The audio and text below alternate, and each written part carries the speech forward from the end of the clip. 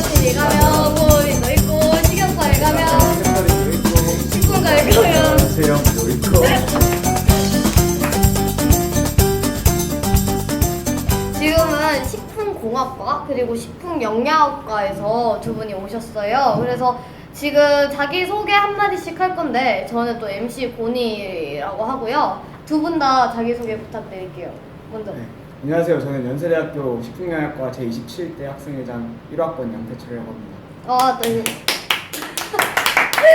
안녕하세요. 저는 고려대학교 14대 학생회장 1사학번 박지영이라고 합니다. 네, 너무 반가운데. 네, 그래서 저도 문과라서 사실 그 이과에 대해서 잘 모르거든요. 그래서 사실 식품영양학과 하면 진짜 영양사 선생님, 그리고 뭐 식품공학과 음식 뭐 맛있게 만들기 뭐 이런 전형적인 오해를 가지고 있는데 그 중에서도 정말 학생들이 궁금해할 만한 질문들을 간추려서 저희들이 준비를 해봤습니다. 그래서 첫 번째로는 식품영양학과 그리고 식품공학과가 사실 이름부터 다르긴 하잖아요. 그래서 두 과에서 배우는 게 뭔지 자세히 설명을 해주셨으면 좋겠습니다. 그러면 일단 식품영양학과 태철 씨부터 말씀하실까요? 네, 우선 식품영양학과에서는 일단 저희 과는 문과랑 이과를 반반씩 뽑기 때문에 꼭 이과적인 내용만 배우긴 하나요.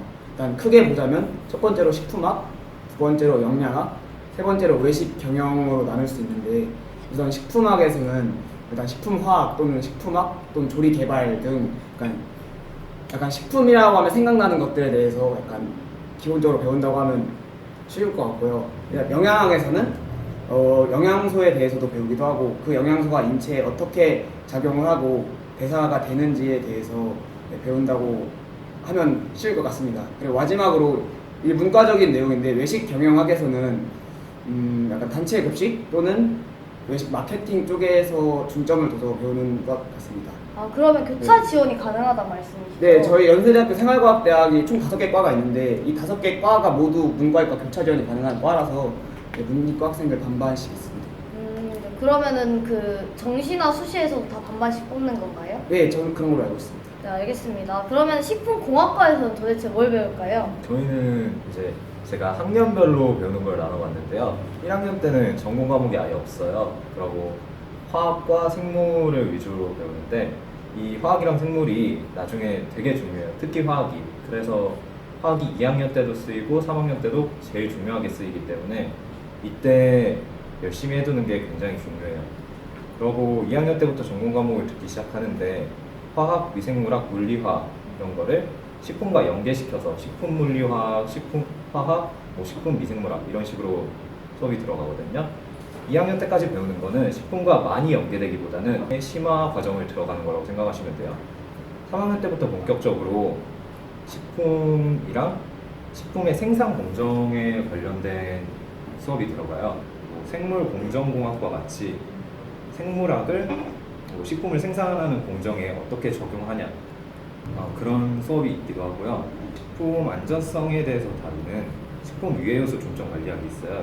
생산 과정이나 아니면 식품 포장이나 식품 가공이나 그때 식품의 어떤 위해를 가는 요소를 처리하는 학문인데요.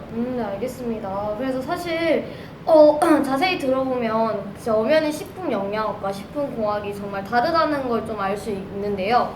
방금 말했듯이 식품을 다룬다는 공통점을 가지고 있잖아요. 그런데 이걸 약간 더 자세히 설명을 듣고 싶은데 영양학과 공학 두 개의 차이점이 뭔지. 일단 개인적인 생각으로는 영양을 생각해보면 약간 개인의 건강에 치중돼 있는 약간 그런 쪽의 단어가 떠오르는데 이번 전공에서 배웠던 것 아까 말씀드렸던 것처럼 약간 영양소 대사, 약간 영양소가 미치는 기전에 대해서 배우기 때문에 좀 더 어떻게 먹으면 약간 건강해지나 약간 쉽게 말하면 이런 쪽을 배우는 것 같고 공학을 배우지 못해서 딱히 말하기는 어렵지만 약간 처리 과정, 공정 처리 과정을 떠올려지네요. 네. 그러면 영양학은 그 비타민 C가 부족하면 뭐 계열병, 네, 그런 뭐가 것도 부족하면 네. 구루병 뭐 이런 거에 대해서. 네, 그게 저희 1학년 과정에서 전공 기초로 있는데 거기서 영양소에 대해서 간단하게 배웁니다. 네, 알겠습니다. 그러면 일단 재영 씨가 생각하시는 영양학과 공학의 차이점이 뭘까요?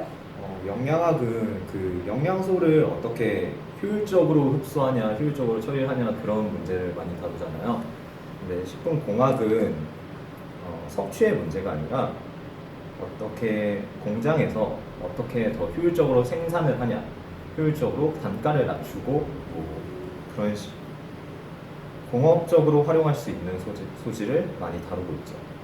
화학을 배우지 않고 간 학생들도 적응할 수 있을지, 화학이 얼마나 중요한지 그 중요성에 대해서 한번 학생들한테 설명해 주세요. 저희 과 같은 경우는 교차 지원이 허용되기 때문에 문과 학생들을 위한 일반 화학 강의가 따로 열려요. 근데 그게 저희가 필수라 다 들어야 되는 수업이긴 한데, 일단 문과생들도 이해할 수 있도록 쉽게 가르쳐 주시긴 한데, 솔직히 말하면 일단 고등학교 때 배우고 오는 게 훨씬 도움이 되긴 하죠. 꼭 저희 같은 경우도 화학 1학년 때 일반 화학 배우고 2학기 때 생화학이나 식품화학 이런 쪽으로 계속 화학이 쓰인단 말이에요. 그래서 일단은 고등학교 때 화학을 하면 100% 도움이 된다고는 말씀드릴 수 있을 것 같아요. 네. 화학을 저희는 교차 지원이 거의 안 되는 과예요. 그래서 대부분 화학을 기본적으로 하고 오다 보니까 1학기 때 1학년 때 배우는 일반 화학이라는 과목은 상대평가예요. 그래서 교수님이 퍼센트 거의 딱딱딱 나눠서 주신단 말이에요. 그래서 아무래도 화학을 배우지 않고 오면은 불리할 수밖에 없어요. 그리고 1학년 때 그 차이를 메우지 못한다면 2학년, 3학년 때도 아까 말씀드렸다시피 계속 화학이 사용되고 심화돼서 응용된다고 말씀드렸잖아요. 네. 그러면 차이가 계속 벌어지겠네요. 그 식품영양학과 학생이나 식품공학과 학생들은 건강에 신경을 많이 쓴다. 그리고 막 요리를 신경을 써서 아 오늘은 고기가 좀 많으니까 비타민 C를 섭취해야겠구만 하면서 깻잎 몇 개 넣고 막 같이 상추에 쌈 싸고 그럴 것 같은데, 그 건강에 신경 쓴다 그리고 요리를 잘한다 두 가지 오해에 대해서 두 분 다 어떻게 생각을 하시는지 궁금해요. 뭐 건강에는 네. 건강이나 요리나 딱 일반인들이 신경 쓰는 만큼 신경 씁니다. 아 네. 굉장히 많이 듣는 이야기인데요. 뭐 식품공학 가면은 친구들이 저한테 밥 해달라, 뭐 반찬 해달라 그런 말 되게 많이 해요. 네. 탄수화물, 단백질, 지방은 아시죠? 네 알죠. 그냥 밥 먹으면서 그거 신경 안 쓰지 않아요? 저는 안 쓰는데 식품은 신경 쓰지 않을까요? 그 말씀드렸는데 네. 컴과 컴퓨터 배우잖아요. 그렇죠. 컴퓨터 고쳐달라고 하면 화내잖아요. 그렇죠. 저희 똑같은 겁니다. 아, 네, 알겠습니다. 알겠습니다. 그러면 또 태철 씨도 한마디 해주세요. 건강에 신경 쓰는 거 같은 거는 일단 수업 시간에 다 배우는데 중간중간 쉬는 시간에 내려가서 막 건강에 안 좋은 것도 사 먹고 그러거든요. 배우면서도. 그래서 저희 거라고 뭐 건강에 약간 머릿속으로는 그래도 안 좋은 거 먹을 때마다 조금 생각나는데 아 맛있는데 뭐 어쩌겠어 약간 이런 식으로 먹는 것 같고, 요리에 대해서는 어디서든 들어요. 일단 과를 소개하면 아 태철이 그럼 요리 잘하세요? 그러면 아 죄송하지만 못합니다 이런 식으로 말하곤 하는데, 근데 저랑 좀 저희 과에서 같이 친한 친구가 조리사 자격증이 있어서 약간 그 친구랑 있으면 엄청 선입견이 많이 생겨요. 그 친구는 요리를 잘하고 조리사 자격증이 있다 보니까. 근데 저희 과 학생들 모두가 꼭 그런 건 아니고 저희 과가 30명이거든요. 네. 근데 한 3, 4명 정도는 약간 조리사 자격증도 있고 약간 그런 거 있고 조리부에서도 오기도 하거든요. 저희 과에. 약간 그래서 꼭 시경이라고 요리를 잘하지는 않는 것 같습니다. 그러면 또 이게 식품공학과와 식품영양학과에서 그 졸업을 하고 난 뒤에 어떤 길을 밟는지도 좀 궁금해요. 그래서 일단 저희 과 커리큘럼 자체는 일단 영양사 자격증을 딸 수 있도록 커리큘럼이 돼 있어요. 그래서 기본적으로 약간 복수 전공을 하지 않는 선배들이나 동기들 보면 영양사 자격증은 꼭 하진 않을 거라도 영양사 자격증을 취득한다고는 보고 있고, 대부분의 선배님들은 일단 연구직 쪽도 많이 생각하시고 계시고, 식품이나 영양 쪽은 연구 쪽으로도 많이 나가기도 하시고, 또 영양사로 가되 대학원을 진학해서 약간 임상 영양 쪽으로 간다든지 또는 교직 이수도 또 가능하기 때문에 영양 교사로도 한 두세 명 정도 한 학번에 두세 명 정도 생각을 하고 있더라고요. 그리고 약간 식품회사에 취직해서 마케팅 쪽 아니면 외식 경영 쪽 약간 이런 쪽으로도 나가기도 하고, 좀 다양한 진로가 열려 있는 것 같아요. 생각보다. 또 엄청 소수긴 하지만 약간 식품 관련된 방송 약간 기사, PD 약간 이런 쪽 선배님들도 계시다고 들었거든요. 이번에 선배님들 연락 드리면서 좀 파악한 것도 있는데 약간 그런 다양한 길이 열려 있더라고요. 네. 그러면은 식품영양학과에서 이중 전공, 그러니까 복수 전공 좀 많이 네. 하는 편인가요? 복수 전공은 거의 한 반 정도 하는 것 같아요. 네, 알겠습니다. 그러면은 식품공학과의 진로는? 저희도 일단 영양사를 많이 하지 않냐는 이야기가 많으신데 저희는 식품 영양이랑 다르게 커리큘럼이 아예 달라요. 제가 알고 있기로는 영양사 자격 국가고시를 보려면은 영양학 52학점을 네, 52학점이나 4학점이었나 네, 그렇게 알고 있는데 저희는 커리큘럼이 아예 달라서 졸업할 때까지 수업을 모두 전공 수업을 모두 채워서 듣는다고 해도 영양사를 하려면 학점을 이중 전공을 하거나 아니면은 따로 수업을 다 들어야 돼요.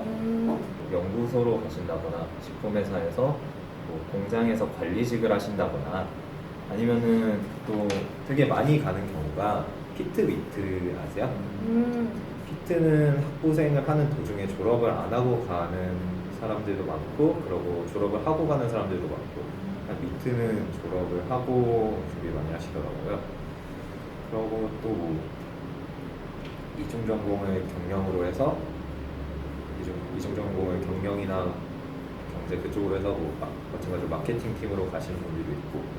네, 그러면은 지금 식품영양학과, 식품공학과를 꿈꾸는 학생들한테 하고 싶은 말씀 있으시면 한마디 정도 하셔도 좋을 것 같은데요.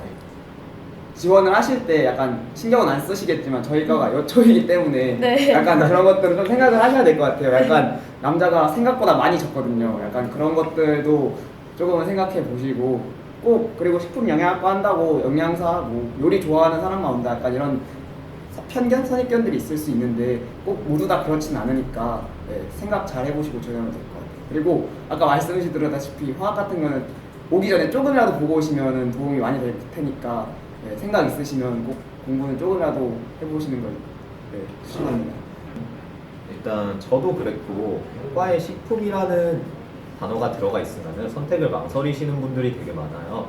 그러고 영양사를 비하하는 건 아니고 영양사에 자기는 미래 직업에 영양사를 생각하고 있지 않았는데 식품이라는 단어가 들어있는 과를 들어가면 다 영양사를 하지 않느냐 이런 생각을 하고 선택을 망설이시는 분들이 많아서 그거는 아니라고 말씀드리고 싶고요. 식품이라는 단어가 들어가 있어도 생명과학대학 내에서는 생명과학부, 생명공학부랑 커리큘럼이 대략적인 구도에서는 많이 비슷해요. 그래서 생물에 관심 있는 친구들이라면은 지원해도 괜찮을 거라고 생각하고요. 다른 요소를 많이 고려하셔서 뭐 인생의 중요한 갈림길이니까 후회 없는 선택하셨으면 좋겠습니다. 네, 두 분 다 이렇게 오셔서 좋은 말씀 해주셔서 감사하고요. 수험생분들도 정말 힘내서 열심히 준비를 할 수 있을 것 같아요. 그래서 지금까지 연구TV였고요. 식품영양학과, 식품공학과 편이었습니다. 네, 감사합니다. 구독해주세요. 구독!